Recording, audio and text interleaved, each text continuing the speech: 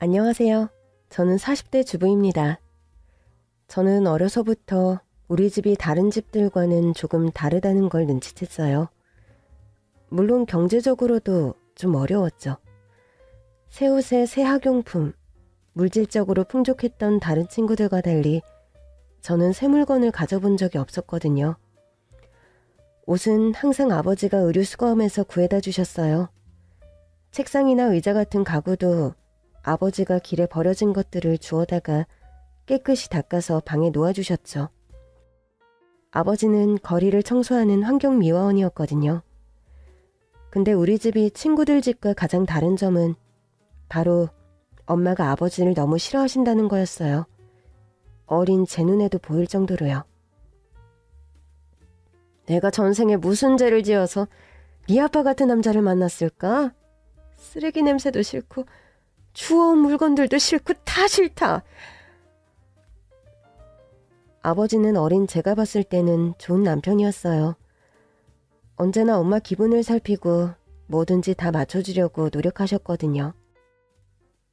엄마가 쓰레기 냄새 난다고 싫다고 하니까 항상 일을 마치고 나면 꼭 동네 목욕탕에 들러 깨끗이 씻고 집에 들어오는 분이셨어요. 퇴근하고 돌아오는 아버지에게 달려가면 제 코에는 향긋한 비누 냄새가 났는데 엄마는 아니었나 봐요. 엄마는 늘 코를 쥐고 인상을 찌푸리면서 아빠를 피했어요. 엄마는 그러다가 결국 집을 나가셨어요. 제가 초등학교 3학년 때 일입니다. 엄마는 집을 나가기 전에 저한테 좀 이상한 말씀을 하셨는데요. 아직도 생생히 기억이 나요. 엄마는 네 아버지랑은 더 이상 못 살겠어. 너는 엄마 없어도 잘 살 수 있지? 너무 갑작스러운 말에 놀라서 아무 말도 못하고 있는데 엄마가 그러시더라고요. 너는 엄마 없어도 잘 살 수 있을 거야. 왠지 알아? 너 어릴 때 엄마가 널 점쟁이한테 데려간 적이 있었거든. 그 점쟁이는 동네에서 용하다고 소문이 자자한 여자였는데 널 딱 보자마자 뭐라고 했는지 아니? 너한테 대바구니 있다는 거야. 대바군? 그게 뭔데요? 엄청난 행운이 너한테 굴러떨어질 거라는 얘기야. 돈벼락 맞을 거라고. 나중에 대박나면 꼭 엄마를 찾아와. 알겠지? 전 그때 엄마의 마지막 말이 너무 이상했어요. 엄청난 행운이 온다고 했는데 행운은커녕 엄청난 불행에 빠진 기분이었거든요. 엄마가 가출하고 남겨진 10살짜리 꼬마에게 행운 같은 게 있을 리 없었죠. 그때부터 저는 쭉 아버지와 단둘이 살았어요. 아버지는 새벽에 거리를 청소하고 오후에는 건물 청소를 하시면서 저를 키웠습니다. 초등학교 5학년 때였어요. 어느 날 수업이 끝나고 친구들과 교문을 나서는데 저 앞에 아버지가 청소 리어카를 끌고 가시는 게 보이더라고요. 그런데 아버지가 저를 한번 힐끔 보시더니 모른 척하고 제 앞을 빠르게 지나가 버리시지 뭐예요? 아무것도 모르는 제 친구들은 갑자기 청소 리어카가 지나가니까 코를 막으면서 피하더라고요. 아, 냄새나. 우리 저쪽으로 피해서 가자. 윤아야, 빨리 와. 친구들한테 이끌려서 저도 아버지를 모른 척 지나가 버렸어요. 너무 갑작스럽게 일어난 일이라서 그랬을까요? 저는 아버지가 서운해하실 거라는 걸 뻔히 알면서도 끝까지 아버지를 모른 척 해버리고 말았던 거죠. 전 아버지를 부끄러워했다는 죄책감에 시달리다가 그날 저녁 아버지께 잘못을 빌었습니다.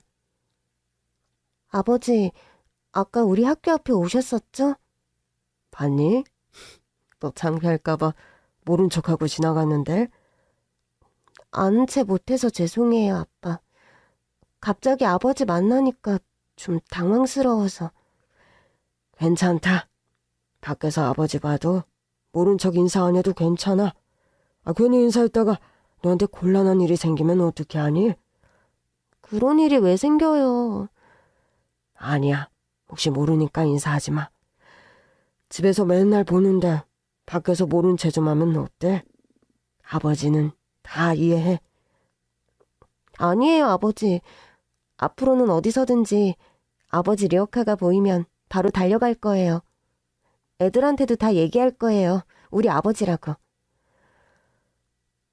아버지는 끝까지 그러지 말라고 저를 말리셨지만 왠지 제 말을 듣고 싶지 않은 기색이었어요. 그날 이후로 저는 아버지가 청소부라는 사실을 숨기지 않고 친구들 앞에서 당당하게 말했어요. 그래서 아버지의 청소 리어카를 만나면 얼른 뛰어가서 밀어드리기도 했죠. 제가 당당하게 밝히고 나오니까 친구들도 오히려 별말을 못하더라고요.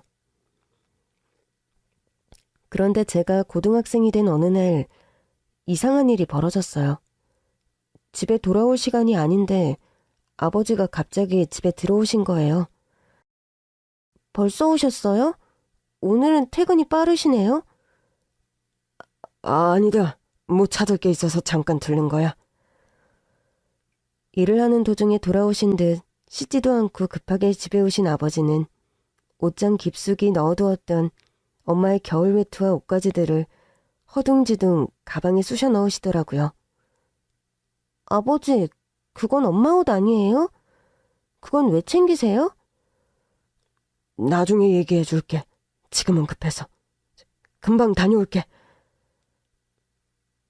황급히 나가는 아버지가 몹시도 수상했죠.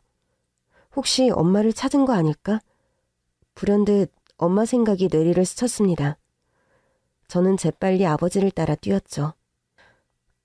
혹시라도 들키면 돌아가라고 할까봐 몰래 아버지를 따라간 곳은 어느 좁은 골목길 앞이었어요. 아버지가 들어간 골목길 안쪽을 들여다보니 아버지가 웬 여자에게 두꺼운 옷을 입혀주고 계시더라고요. 엄마? 제가 따라온 것을 보고 아버지는 깜짝 놀라서 그대로 바닥에 주저앉으셨습니다. 아유, 깜짝이야. 아유, 간 떨어질 뻔했네. 유난히가 여기로 어떻게 왔어? 아버지 따라왔죠. 그러는 아버지는 여기서 뭐하고 계세요? 전 재빨리 아빠 앞에 있는 여자의 얼굴을 봤습니다. 그런데 제 예상과 달리 그 여자는 엄마가 아니더군요. 엄마보다 훨씬 나이가 많은 할머니였어요. 그 할머니는 산발한 흰머리를 늘어뜨리고 있었는데 흰머리 사이로 보이는 시커먼 얼굴에는 아무런 표정도 없었어요. 얇은 옷 위에 아빠가 입혀준 엄마의 외투를 입고 오들오들 떨고 있었고 손에는 더러운 손가방을 꼭 쥐고 있더라고요. 이 할머니가 추운데 길에서 떨고 계셔서 도와드리려고 왔어. 댁이 어디냐고 물어도 대답을 안 하셔서 급한 대로 네 엄마 옷이라도 가져다 입히려고 했지. 아, 저는 아버지가 갑자기 엄마 옷을 챙기시길래 엄마가 돌아온 줄 알고. 엄마 생각에 참았던 눈물이 터져나오려고 했어요. 아닌 척 씩씩하게 살았지만 엄마의 빈자리가 꽤 컸었나 봐요. 아버지는 눈물이 글썽해진 저와 추위에 지친 할머니를 데리고 국밥집으로 갔어요. 할머니는 여러 날을 굶으셨는지 뜨거운 국밥을 허겁지겁 드시고 고맙다고 꾸벅 인사를 하고는 급하게 사라지셨어요. 아버지가 쥐어주려고 한 지폐 몇 장도 한사코 사양하시더라고요. 할머니가 사라지고 난 뒤에 그제야 아빠는 엄마 얘기를 들려주셨습니다. 몇 년 전에 네 엄마를 노숙자 쉼터에서 봤다고 누가 그러더구나. 그때부터 주변에 있는 노숙자 쉼터를 뒤지고 다녔는데 아무리 찾아도 엄마는 없었어. 엄마를 찾는다고 노숙자들을 많이 만나고 다녀서 그런가? 길에서 생활하는 사람들 그냥 지나치지를 못하겠어. 네 엄마도 어디서 저러고 있는 거 아닌가 싶기도 하고. 엄마는 잘 있을 거예요. 우리 싫다고 나갔는데 우리보다 잘 살고 있겠죠. 엄마 얘기에 볕에 그을려 까매진 아버지 얼굴이 더 어두워지는 것 같았어요. 전 얼른 다른 얘기로 화제를 돌렸죠. 그래도 노숙자들 돕는다는 게 쉬운 일이 아닌데 아버지 정말 대단하세요. 내가 정서부 아니냐? 바닥을 쓸면서 땅을 보고 다니다 보면 평소에는 안 보이던 것들이 잘 보인단다. 어떤 거요? 낮은 곳에서 힘들게 사는 사람들 말이야. 보고도 모른 척 할 수는 없지 않니? 아버지, 전 아버지가 너무 존경스러워요. 저도 아버지처럼 저보다 힘든 사람들을 도우면서 살고 싶어요. 전 고등학교를 졸업하고 적성에 딱 맞는 일을 찾았어요. 어차피 대학은 제 성적에 꿈도 못 꿨고요. 얼른 취업이나 하자는 심산으로 알아보니까 간호조무사가 괜찮을 것 같더라고요. 저는 학원에 다니며 자격증을 따서 간호조무사로 첫 발을 내딛게 되었습니다. 제가 근무하게 된 병원은 노인 환자들이 많은 요양병원이었는데요. 쪽방촌 근처에 있어서 그런지 어렵게 사시는 독거노인이나 노숙인 환자들이 많이 들어왔어요. 그 중에서도 무용고 노숙인 환자는 동료 간호조무사들 모두가 꺼리는 골치 아픈 케이스였는데요. 보호자도 없는 데다가 오랜 길거리 생활 때문에 위생 상태나 건강 상태가 심각하게 좋지 않아서 일반 환자보다 몇 배는 힘이 들었거든요. 노숙인 환자들의 상태는 상상을 초월했어요. 상처를 제때 치료하지 못해서 상처에 구더기가 생기는 일도 있었고 1년 이상 씻지도 옷을 갈아입지도 않은 환자들도 많았죠. 그런 환자들은 주로 신입이었던 제 차지가 되었습니다. 선배들이 그런 환자분들을 전부 저에게 밀었거든요. 뭐 크게 불만은 없었어요. 어차피 해야 할 일이면 열심히 잘해야겠다 생각했죠. 그 사람들도 한때는 누군가의 소중한 가족이었을 테니까요. 그러던 어느 날 선배가 급하게 저를 부르더라고요. 김유나, 환자 들어왔어. 빨리 와. 급히 데스크로 갔더니 체구가 작은 웬 할머니 한 분이 와 계시더라고요. 선배들은 벌써 코를 틀어막고 눈이라도 마주치면 큰일 날 것처럼 고개를 돌리고 있었어요. 저는 얼른 할머니 환자에게 다가갔어요. 성함 확인할게요. 박영자 환자분 맞으시죠? 할머니는 대답이 없었습니다.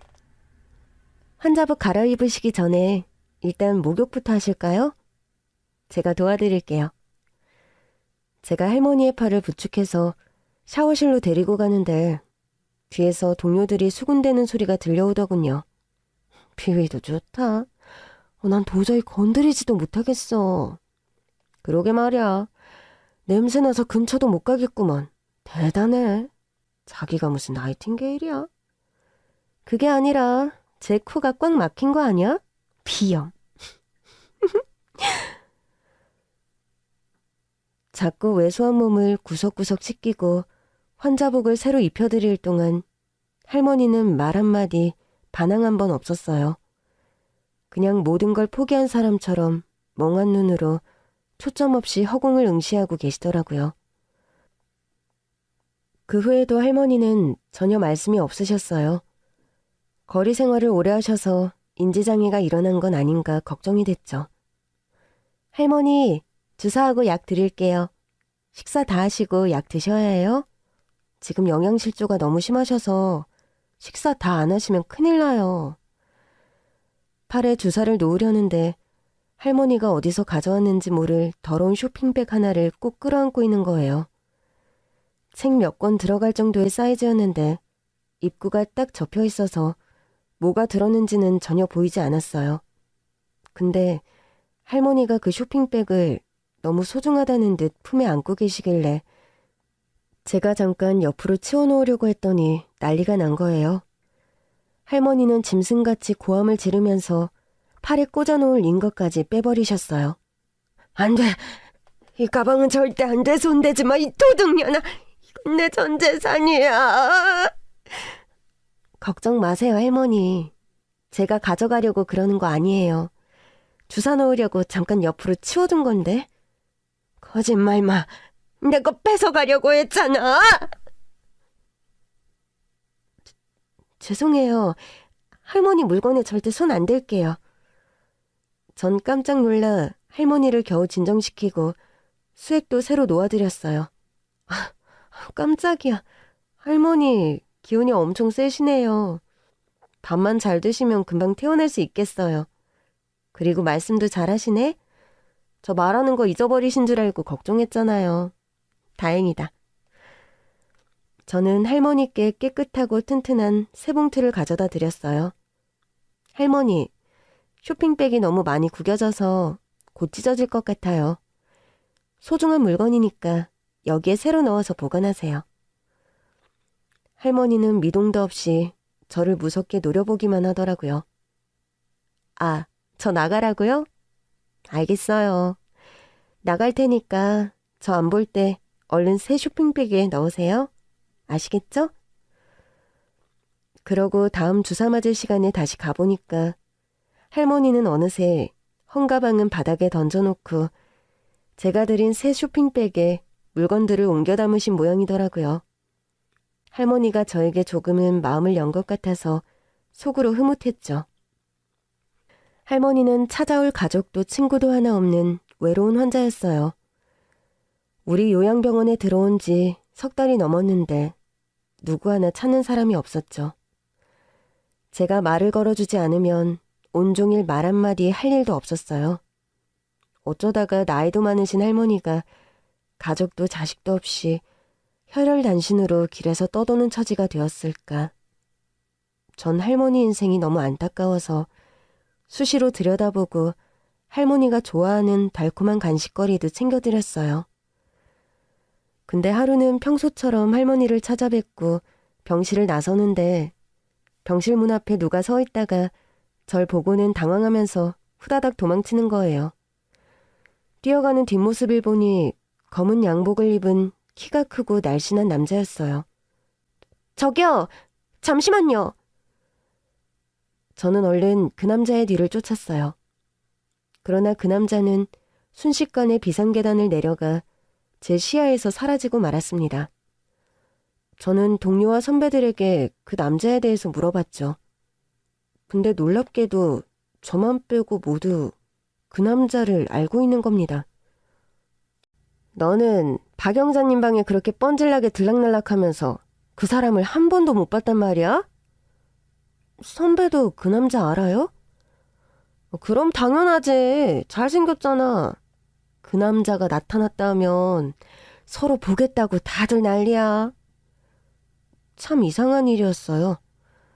병원 안에 간호조무사 동료들은 모두 봤다는데 할머니 병실에 제일 많이 드나드는 제가 못 봤다니 말이에요. 그 남자가 누군데요? 몰라. 할머니 가족이겠지 뭐. 아들? 아니면 손자? 아무튼 자기 엄마 병원에 버려놓고 그래도 양심은 있는지 몰래 보러 오는 거 아닐까? 그게 사실이라면 할머니 마음이 얼마나 아프실까요? 자식이 있는데 버려진 거잖아요. 저는 더 마음이 쓰여서 할머니께 더욱 잘해드려야겠다 생각했어요. 그리고 할머니 아들이라는 그 남자와 이야기라도 해보고 싶어서 그 검은 양복 남자를 계속 찾았는데요. 이후에도 저만 피해 다니는 건지 제 눈에만 띄지를 않더라고요. 우리 요양병원은 환자 수에 비해서 의사가 절대적으로 부족했어요. 시설도 열악했고 제대로 치료비를 낼 수 있는 환자도 거의 없어서 제대로 된 의사 선생님은 모시기도 힘들었죠. 그래서 가끔씩 찾아오는 의료봉사단이 저희에겐 가뭄의 단비 같은 존재였어요. 남편을 만나게 된 것도 이 의료봉사단 덕분이었죠. 하루는 술에 잔뜩 취한 노숙자 환자가 응급으로 들어왔어요. 싸움을 한 건지 팔에서 피가 뚝뚝 떨어지는데 환자가 술에 취해서 난동을 부리는 탓에 아무도 접근하지 못하고 있을 때였거든요. 갑자기 의료봉사단의 막내 의사 선생님이 멋지게 나서더니 그 술 취한 노숙자의 팔을 딱 붙들었어요. 그리고 소리치더라고요. 여기 누가 다리 좀 잡아줘요. 다급한 도움 요청에 전 앞뒤 생각 없이 튀어나가 환자의 다리를 꼭 붙들었어요. 환자의 몸에서 나는 냄새에 술 냄새가 뒤섞여서 역한 냄새가 났지만 꼭 참았죠.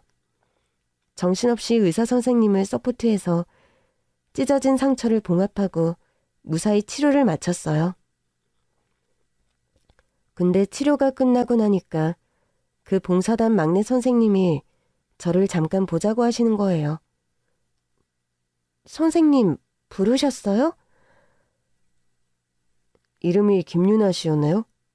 경력이 얼마나 됐어요? 아직 1년 안 됐어요. 오늘 잘했어요.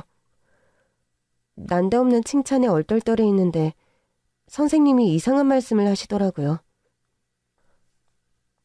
아까 도와달라고 했을 때 김유나 씨가 나올 줄 예상하고 있었어요.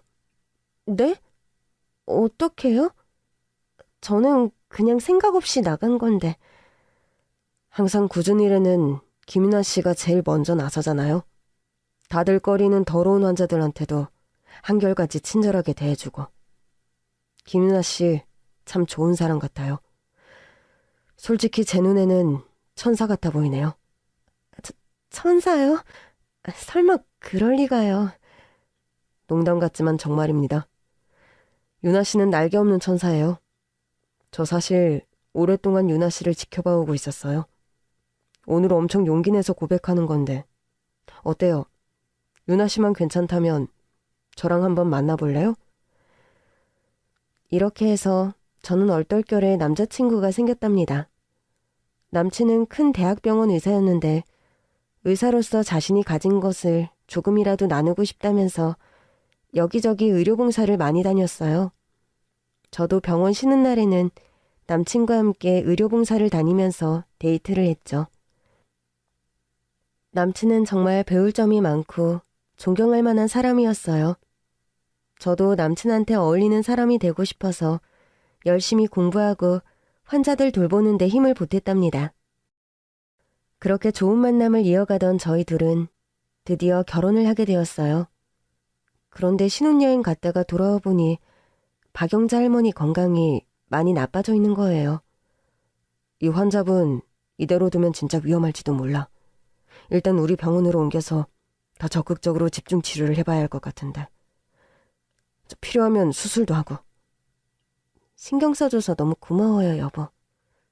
당신이 각별하게 생각하는 분인데 내가 더 신경을 써야지. 그렇게 해서 할머니는 남편이 일하는 큰 대학병원으로 옮겨서 검사와 치료를 이어가게 되었습니다. 저도 할머니랑 같이 파견 근무를 나가게 되었고요. 그런데 그 병원에는 남편 말고 저희 동서도 의사로 근무를 하고 있었어요. 서방님이 저희 남편보다 먼저 결혼해서 저에겐 동서가 하나 있었거든요. 근데 이 동서가 결혼 진행할 때도 사사건건 저를 무시하더니 아니나 다를까 할머니를 모시고 대학병원으로 온 저에게 또 막말을 하는 겁니다. 자기는 의사고 저는 간호조무사니까 막 대해도 된다 이거겠죠. 요양병원에서 왔어요? 이 환자 뭐야? 무형고 노숙자네? 골치 아프게 생겼어. 동서 잘 부탁해. 내 담당 환자인데 요양병원에서 치료가 잘 안 돼서 큰 병원으로 온 거야. 동서가 유능한 의사니까 꼭 좀 부탁할게. 그러지 말고 다른 병원 가요, 형님. 아무리 가족이라도 의사한테 청탁하고 그러면 큰일 난다니까. 청탁은 무슨 그런 건 아니고 그냥 잘 부탁한다고. 저는 괜히 까칠하게 구는 동서의 손을 꼭 잡았어요. 진심은 통한다고 동서 마음이 조금이라도 누그러질까 싶어서 그랬죠. 근데 동서가 손을 획 뿌리치면서 더 못되게 굴더라고요. 형님, 거지같이 이러지 말고 좀 꺼져요. 그때 제 손을 뿌리치던 동서가 갑자기 옆으로 쓰러질 듯 휘청거렸습니다. 진짜로 일어나서는 안 될 일이 일어나고 말았어요. 제 옆에서 동서의 싸가지 없는 언행을 지켜보던 박영자 할머니가 동서의 뺨을 세게 때려버린 것입니다. 할머니, 안 돼요!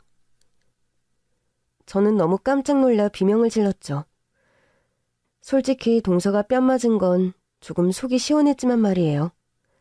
사실 우리 동서는 얄미운 스타일이었어요. 좀 밉상이랄까요? 왜 그런 사람 있잖아요. 말 한마디를 해도 오만정 다 떨어지게 하는 사람. 동서가 딱 그런 사람이더라고요. 상견례 자리에서도 시어머니 옆에 딱 붙어서 막말에 가까운 심한 말을 어찌나 잘하던지 저와 아버지는 시어머니와 동서 두 사람에게 엄청난 무시를 당해야 했거든요. 사부인 어서 오세요. 오시느라 고생 많으셨죠? 제가 유나 아비 되는 사람입니다. 우리 아들이 하도 성화를 해서 겨우 이 결혼 하락하기는 했는데 제 마음이 아직 많이 힘드네요. 저요, 막 기분 좋아서 이 자리 나온 거 아닙니다. 우리 큰아들을 왜 이런 결혼을 시켜야 되는지 원. 사부인 말씀이 옳습니다. 제 딸이 아드님에 비해 많이 부족합니다. 그렇지만 아무쪼록 잘 부탁드립니다. 장인어른, 그런 말씀 마세요. 유나가 부족하다니요. 정말 인성도 훌륭하고 재주도 많아요. 제가 늘 유나한테 배우고 있는걸요. 예, 배우긴 뭘 배워. 말은 똑바로 해라. 너에 비하면 한참 모자란 건 사실이잖니. 그러게요, 어머니. 간호사도 아니고 간호조무사가 웬 말이야? 아주버님 정말 취향 한번 기막히게 특이하시네요. 동서는 남편과 같은 병원에서 근무하는 의사라고 했어요. 의사라 그런지 할 말은 거침없이 하더라고요. 엄연히 제가 윗사람인데 말이죠. 그래도 상견례 자리에서 동서하고 말싸움하듯이 막 받아칠 수는 없어서 좋게 좋게 대답했죠. 동서 말이 맞아. 내가 많이 부족하지? 그래서 지금 간호사 되려고 준비하고 있어. 어머니, 저 열심히 해서 집안에 부끄럽지 않은 며느리가 되겠습니다. 글쎄, 잘 될까 모르겠네. 아무튼 밖에서는 아는 체는 하지 말아주세요. 간호조무사랑 동서지간이라고 소문나면 곤란하니까요. 솔직히 말해서 너도 너지만 너희 집안도 문제야. 내가 듣기로 사돈 어른이 청소부라고 하던데. 설마 사실인가요? 아니죠? 부끄럽습니다. 제가 배움이 짧고 재주가 부족해서 그런 일밖에는 할 일이 없더군요. 그래도 남한테 해 안 끼치고 제 힘으로 정직하게 벌어서 우리 유나 바르게 키우려고 노력 많이 했습니다. 그러니까 진짜 청소부가 맞다는 거네요? 아유, 나 참, 기가 막혀서. 혼사라는 게 어느 정도 균형이 맞아야지 하는 건데 이거는 한쪽이 너무 처지니까 비슷하게 맞춰볼 수도 없네. 결혼식 때도 창피해서 이걸 어떻게 해? 청소부 사돈을 뒀다고 사람들한테 어떻게 말을 하냐고? 죄송합니다, 사부인. 사돈댁에 뭐라고 드릴 말씀이 없네요. 아버지는 시어머니 앞에서 죄인처럼 머리를 숙이셨어요. 아버지가 대체 무슨 잘못을 하셨길래 머리 숙여 사과까지 해야 되는지. 제가 의사랑 결혼하겠다고 나서지만 않았으면 이런 일도 없었을 텐데 말이죠. 전 모든 게 저 때문인 것 같아서 마음이 너무 아팠습니다. 아버지, 그만하세요. 아버지가 뭐가 죄송해요? 아니야, 못난 아비라서 너한테도 미안하구나. 저 어려서부터 아버지 정말 많이 존경해왔어요. 저희 아버지 누구보다 정직하게 땀 흘려서 일하시고 어려운 사람들도 돕는 훌륭한 분이세요. 사과할 이유가 없어요, 어머니. 내가 언제 사과하라고 했니? 아유, 무서워. 왜 쌍심지를 켜고 난리야? 없이 사는 사람들은 사연도 참 구구절절하네요. 드라마 한 편이야 완전. 재수씨, 말씀 삼가세요. 어머니도 그만하시고요. 자꾸 이러시면 저 어머니랑 협의 없이 제 마음대로 결혼할 거예요. 그리고 다시는 어머니 안 볼 겁니다. 아유, 알았어. 며느리가 아니라 상전을 드리게 생겼네. 저렇게 벌써부터 제 마누라를 싸고 도니 앞으로 말 한마디나 편하게 하겠니? 응? 그러게요. 청소부 집 딸이 저보다 더 특별 대접인데요? 상견례 후 결혼을 준비하면서도 시어머니와 동서는 사사건건 트집을 잡고 절 무시했습니다. 예단이랑 예물을 드렸더니 청소부 딸이라 그런가? 안목이 너무 없다. 이러시지를 않나. 신혼집에 넣을 살림살이들을 장만했더니 청소부 딸이라 그런가? 어디서 쓰레기만 모아다 놓은 것 같아요. 어머, 화났어요? 형님, 농담이에요. 이런 막말을 해대질 않나. 결혼식 드레스 고를 때도 굳이 따라와서는 청소부 딸이라 그런가? 어째 추워다 입힌 것처럼 옷들이 다 안 어울려. 이러는 겁니다. 전 너무 서러웠죠. 오빠, 어머니랑 동서 좀 못 오게 해. 나 진짜 그놈의 청소부 딸 소리에 노이로제 걸릴 것 같아. 미안해, 진짜 미안해. 옛날에 우리 엄마가 나 돈벼락 맞을 팔자라고 했는데 진짜 내가 돈벼락만 맞아봐. 청소부 딸 소리 다시는 못하게 만들어줄 거야. 우리 유나 많이 힘들구나. 그런 안 웃긴 농담을 다 하고. 자꾸 아버지 직업 가지고 뭐라고 하시니까 너무 서러워. 청소부가 어디가 어때서? 사기꾼이나 백수아버지라면 부끄럽겠지만 청소부는 아니야. 청소부는 성스러운 직업이라고. 맞아, 네 말이 100번 맞아. 내가 어머니랑 재수 씨한테 한 번 더 따끔하게 얘기할게. 어쨌든 전 이렇게 든든한 남편만 믿고 결혼식을 올렸습니다.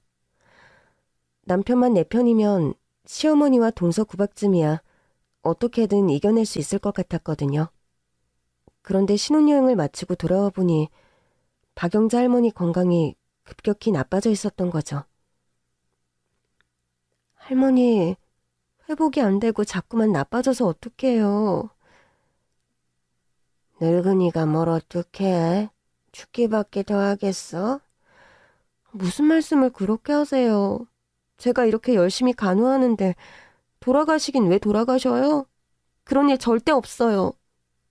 큰 대학병으로 옮겨서 치료하면 나을 수 있으니까 저랑 같이 열심히 치료해봐요. 아셨죠? 병은 나아서 뭐래. 살고 싶지도 않아. 그러지 말고 병 나으면 저랑 같이 놀아요. 뭐? 할머니 태어나고 나면 저랑 바다도 보러 가고 꽃도 보러 가요. 맛집에 가서 줄도 서보고 노래방도 가고. 어때요? 아유, 됐어. 새색시가 서방 놔두고 왜 늙은이랑 그런 거래. 소방 맞으면 어쩌려고. 저 엄마 없이 컸거든요. 할머니는 꼭 우리 엄마 같아요. 할머니는 엄마 소리에 좀 당황한 듯 놀라는 눈치였어요. 근데 제가 아주 없는 말을 지어낸 건 아니었어요. 엄마가 노숙자가 된 걸 봤다는 소리에 아버지랑 전국의 노숙인 쉼터를 찾아 헤매기도 했었거든요. 물론 지금은 포기했지만요. 그러니까 꼭 약속해요. 빨리 건강해져서 태어나고 같이 놀러가기로 약속? 사람이 아프면 마음이 약해지기도 하고 우울해지기도 하잖아요. 오랜 투병 생활에도 나아지지 않는 몸 때문에 할머니도 많이 힘드셨을 거예요. 어쨌든 제가 어르고 달래서 겨우겨우 대학병원에 도착했을 때였습니다. 멀리서 다가오는 사람이 영락없는 우리 동서더라고요. 저는 아무 생각 없이 반가운 마음에 동서를 불렀죠. 그리고 그 사달이 난 겁니다. 동서, 나야. 아니, 이게 뭐야? 지금 호까지 달고 오신 거예요? 이분 우리 병원 환자야. 이번에 여기 병원으로 옮기라고 해서 온 거야. 내가 전담 간병인이야. 왜 하필 우리 병원이야? 짜증나게. 다른 병원으로 가지. 뭐라고? 그게 무슨 말이야, 동서? 형님, 거지같이 있지 말고 꺼지라고요. 그 순간 침대에 누워 계시던 박영자 할머니가 벌떡 일어나 동서뺨을 큰 소리가 나게 찰싹 때렸습니다. 아파서 기운도 없는 사람이 어디서 그런 힘이 솟아나는지 동서몸이 휘청거릴 정도로 세게 때리시더라고요. 못돼 먹은 것이 누구 보고 꺼지래? 김은아 선생님은 니까짓 게 그렇게 함부로 해도 되는 그런 사람이 아니야. 할머니 손짓 한 번에 어디서 나왔는지 경호원 서너 명이 절 에워싸더군요.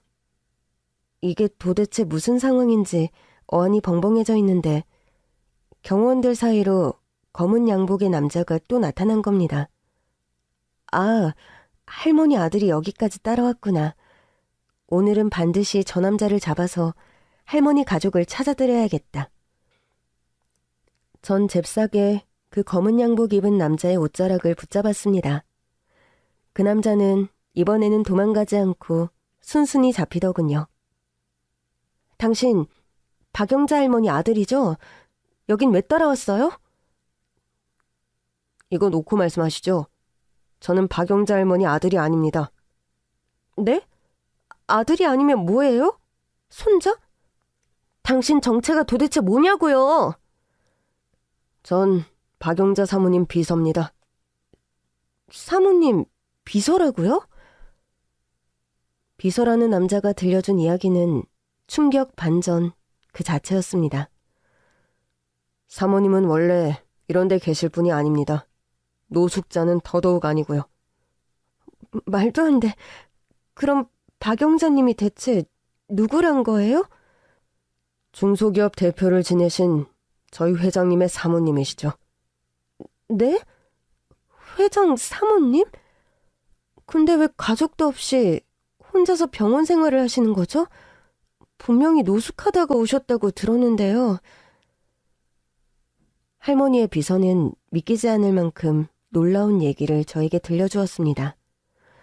사실 할머니께는 2명의 아들이 있었다고 해요. 그런데 할머니의 남편인 중소기업 회장님이 돌아가시고 난 후 상속 문제로 형제간에 칼부림이 나서 형은 목숨을 잃고 동생은 살인죄로 감옥에 갔다는 겁니다. 전 당장 할머니께 달려가서 할머니 침대맡에 얼굴을 묻고 한참을 울었습니다. 할머니가 감당해야 했던 고통이 얼마나 컸을지 상상해보니까 눈물이 저절로 나더라고요. 2 아들이 하나는 가해자, 하나는 피해자가 된 기막힌 비극을 할머니는 어떻게 견뎌오신 걸까요? 무슨 일이야? 우리 유나 선생 왜 울어요? 저 비서분한테 얘기 다 들었어요. 할머니 그동안 얼마나 힘들고 고통스러우셨어요. 너무 마음이 아파요. 내 얘기 다 들은 모양이네. 자기 일도 아닌데 이렇게 슬퍼해주고. 유나 선생은 마음도 참 예쁘지.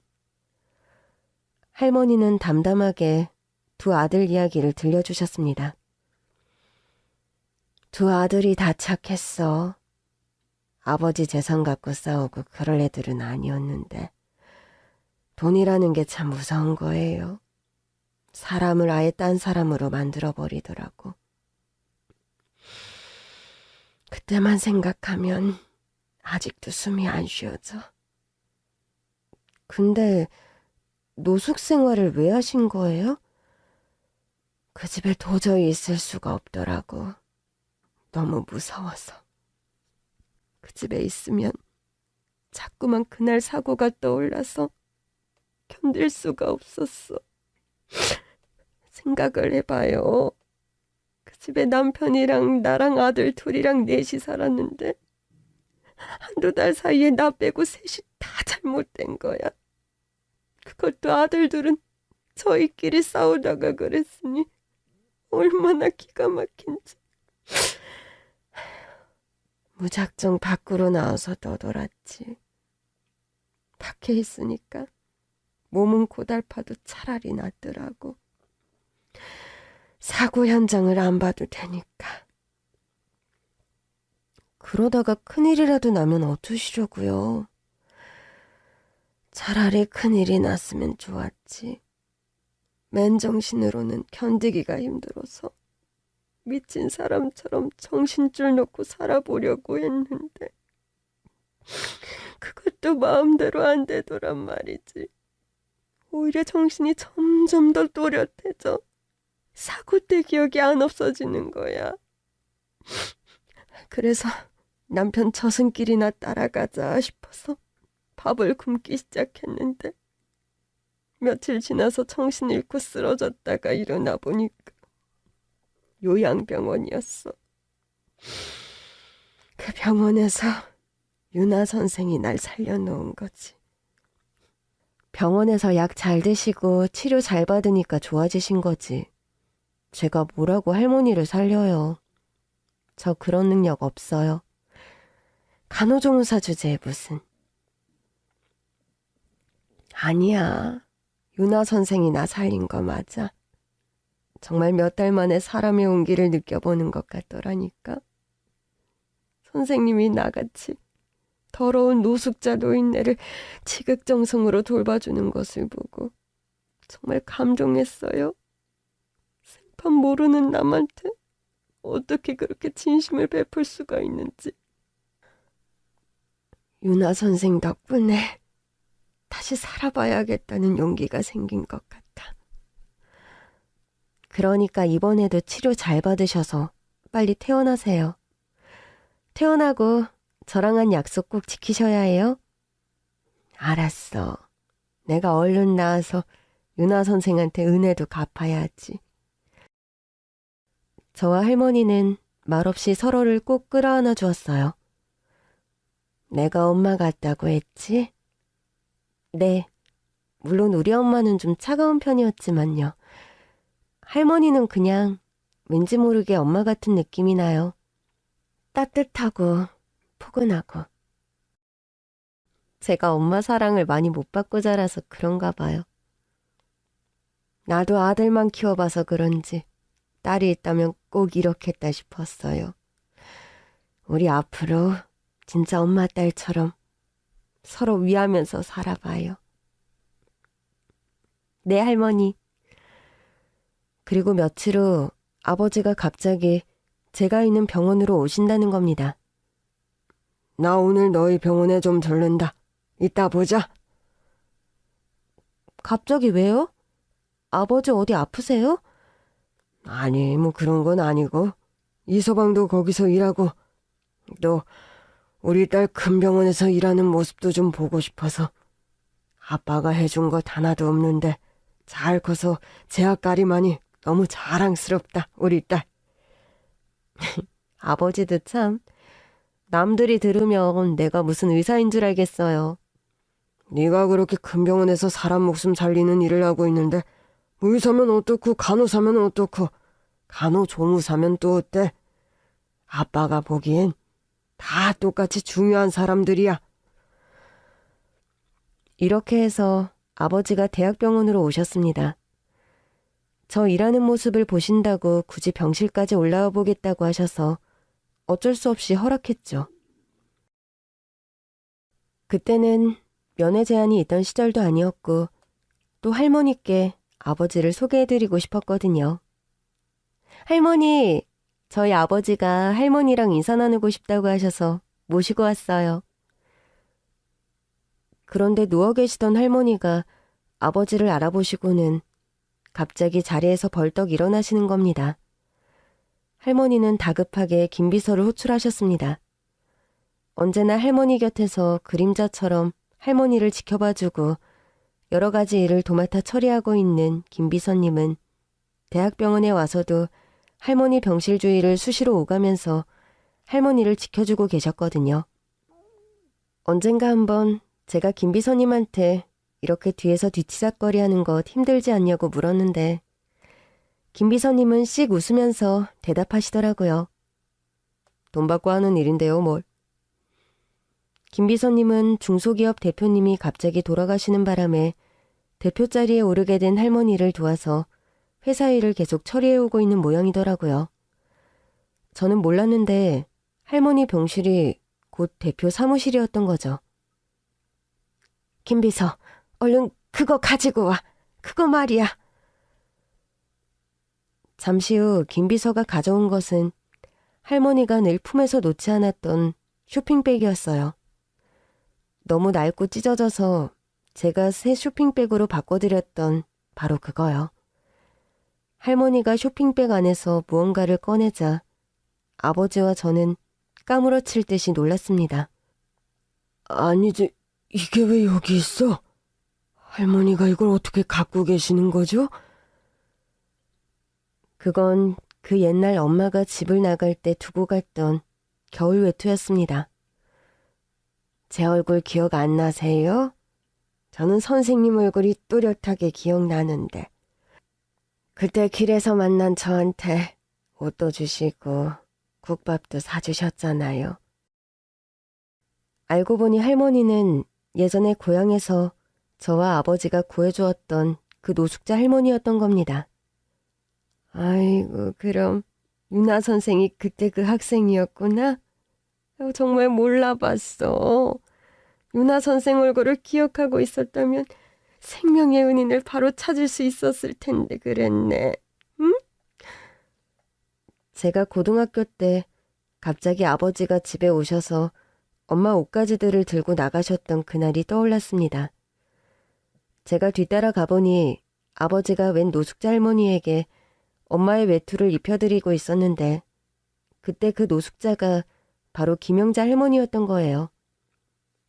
저도 몰랐어요. 그때 머리가 얼굴을 뒤덮고 계셨고 솔직히 좀 무서워서 자세히 보지도 못했어요. 그랬겠지. 그날 유나 선생 아버지 아니었으면 난 벌써 이 세상 사람 아니었어. 그때 도대체 무슨 일이 있었던 거예요? 거리 청소를 하고 있는데 큰 길가에 할머니가 앉아 계시는 거야. 근데 표정도 안 좋고 좀 불안해 보이는 게 꼭 무슨 일을 낼 것 같은 분위기더라고. 그래서 청소를 하는 척 가까이 다가가서 좀 지켜봤지. 그랬더니 할머니가 갑자기 일어나서 차도로 몸을 날리는 거야. 그래서 얼른 붙잡았지. 그때 우리 아들 잃고 얼마 안 됐을 때야. 그때 정말 우리 남편이랑 아들 따라가려고 했는데 네 아버지 아니었으면 난 벌써 갔지. 그래서 그 다음은 어떻게 된 건데요? 구해놓고 보니까 너무 딱하더라고. 그때가 추운 겨울이었는데 얇은 옷만 입고 덜덜 떨고 계시길래 따뜻한 음료 하나 사서 들려드리고 잠시만 기다리라고 하고 집에 뛰어가서 네 엄마 옷이라도 가져다 드린 거지. 할머니는 그 옷을 계속 소중하게 들고 다니신 거고요. 이 옷 덕분에 겨울을 따뜻하게 보냈지. 얼마나 고마웠나 몰라.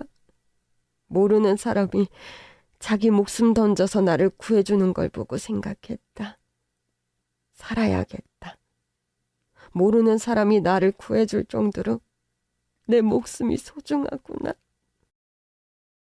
그러고도 또 식사 안 하시고 저 세상 가려고 해서 우리 병원에 실려오신 거잖아요.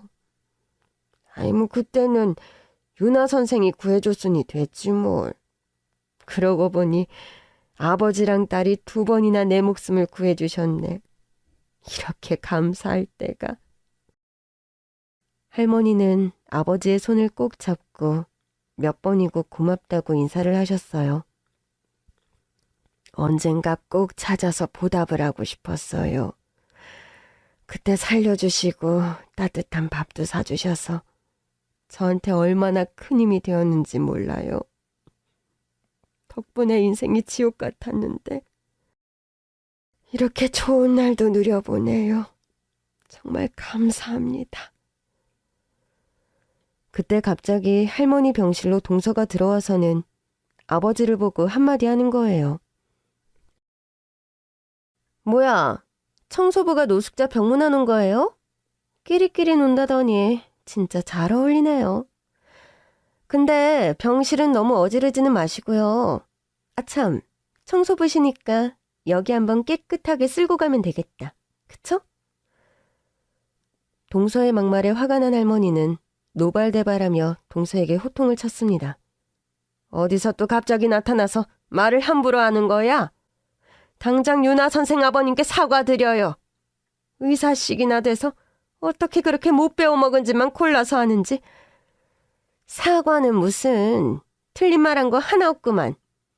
그리고 할머니는 고소장 받을 준비나 하세요. 지난번에 제 뺨 때렸죠? 폭행죄로 고소할 거예요? 너나 조심해. 나 여기 병원장이랑 친구야. 네? 그래서 뭐요? 저 협박하시는 거예요? 그쪽 앞으로 민원이 엄청나게 들어왔던데. 환자한테 갑질하고 막말하고 불친절하다고. 나한테도 다른 병원으로 꺼지라고 무례하게 굴었지. 병원장한테 얘기해서 바로 모가지를 날려줄까? 거짓말 마요. 노숙자가 어떻게 병원장이랑 친구야? 할머니가 강하게 으름장을 놓으니까 동서는 당황해서 슬금슬금 뒷걸음질쳐 사라지더군요. 동서가 환자들 사이에서 불친절하기로 소문이 난 건 사실이더라고요. 갑질이랑 막말에 당했다고 민원 접수된 건만 수십 건이 넘었어요. 동서는 결국 병원을 그만두고 말았죠. 할머니는 대학병원에서 치료를 마치고 건강한 몸으로 퇴원했어요. 퇴원하는 날 환자복을 벗고 머리끝부터 발끝까지 말끔해진 할머니를 보니 감개무량했습니다. 할머니는 이제 더 이상 노숙자가 아니라 갑부 사모님의 모습 그 자체였어요. 마침 쉬는 날이었던 남편과 함께 할머니를 댁까지 모셔다 드리기로 했어요. 택시를 잡으려고 타는 곳에 줄을 서려는데 검은색 최고급 세단이 우리 앞에 멈춰서더군요. 조수석 창문이 내려가는데 안을 들여다보니까 김 비서님이었어요. 사모님, 성북동으로 모시겠습니다. 남편과 저는 눈이 휘둥그레졌어요. 할머니가 엄청난 갑부라는 사실이 실감이 나더라고요. 차 안에서 할머니는 저에게 부탁이 하나 있다고 하셨습니다. 내가 지금 집으로 돌아가고 있지만 사실 너무 두려워. 집을 팔아버릴까도 생각을 해봤는데 집에 달린 창틀 하나, 문고리 하나하나 전부 내가 고르고 완성한 집이라 애착이 가. 게다가 우리 애들 태어나고 자란 집이라 추억이 많기도 하고. 그래서 말인데 우리 집에서 윤아 선생 가족들이 나랑 같이 살아주면 안 될까? 네? 아무리 그래도 어떻게 그래요. 그건 너무 민폐 끼치는 일이잖아요. 내가 이 집에서 다시 살려면 엄청난 용기가 필요해. 새 식구라도 들어와서 북적북적 살면 예전에 힘들었던 그 사고 기억은 안 날 것 같아서 그래요. 그래도 생판 남이랑 한 집에서 같이 살면 할머니도 여러 가지로 많이 불편하실 거예요. 그렇지, 여보? 그렇지. 남의 식구를 집에 들인다는 게 아무래도 간단한 일은 아니니까요. 말씀 중에 죄송합니다만 사모님 댁에 도착했습니다. 도착해서 보니 할머니 집은 입이 떡 벌어질 정도로 으리으리한 5,000평짜리 대저택이었습니다. 여기가 진짜 할머니 집이라고요? 어서 들어와요. 여기라면 다 같이 지내도 불편하지는 않을 것 같은데. 안 그래, 윤아 선생? 할머니의 간곡한 부탁을 더는 거절할 수도 없어서 저희 부부는 아버지를 모시고 할머니 집으로 들어와 살게 되었어요. 할머니도 매우 기뻐하셨죠. 장인어른, 이제 제가 모시니까 힘든 청소일은 그만하세요. 그걸 왜 그만둬? 운동도 되고 보람도 있고 얼마나 좋은데. 그래도 건강해지실까 걱정돼요. 산에도 가시고 놀러도 다니시고. 평생 해온 소중한 내 일이야. 자네가 그만두라고 해도 소용없어. 빗자루 들림이 남아있을 때까지 계속 할 거네. 아버지는 요즘도 청소부 일을 계속 하십니다. 그리고 저는 요즘 할머니랑 한 약속대로 둘이 같이 놀러 다니고 있어요. 할머니랑 산도 가고 바다도 가고 맛집도 가고 찜질방도 갔어요. 가끔 길에서 아버지를 만나면 온 세상 사람들 다 들릴 정도로 큰 소리로 아버지를 부르면서 인사합니다. 아버지, 쉬엄쉬엄 하세요. 그래. 예전에 엄마가 저한테 대바구니 있다고 하더니 그 점쟁이 말은 사실이었나 봐요. 할머니를 만난 후 제 인생은 정말 대박났다는 말이 딱 맞게 행복과 행운이 가득하거든요. 그런데요, 행복과 불행은 하늘에서 떨어지는 게 아니라 사실 자기가 만드는 거래요.